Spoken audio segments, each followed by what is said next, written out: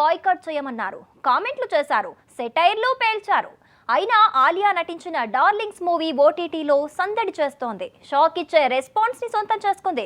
మరి ఫైనల్ గా ఏం తేలింది? Just watch it. Alia Bhatt మీద బాయ్కాట్ అంటూ పెద్ద ఉద్యమమే సోషల్ మీడియాలో జరుగుతోంది.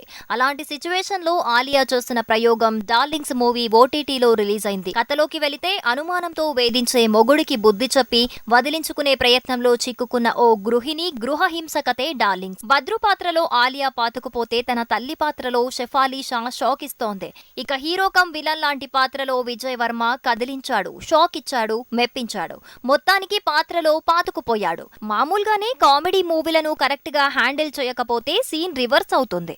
ఇక డార్క్ కామెడీ గురించి చెప్పక్కర్లేదు. తన నెరేషన్ తో జస్మిత్ ఈ విషయంలో దుమ్ము దులిపిందంటున్నారు. డార్లింగ్స్ మూవీ మీద బాయ్కాట్ అంటూ క్యాంపెయిన్ ఎంత జరిగినా ఈ సినిమాకు వ్యూవర్షిప్ పెరుగుతోంది. ఓటీటీలో సినిమా దూసుకెళ్తోంది, టాక్ కిక్ ఇస్తోంది.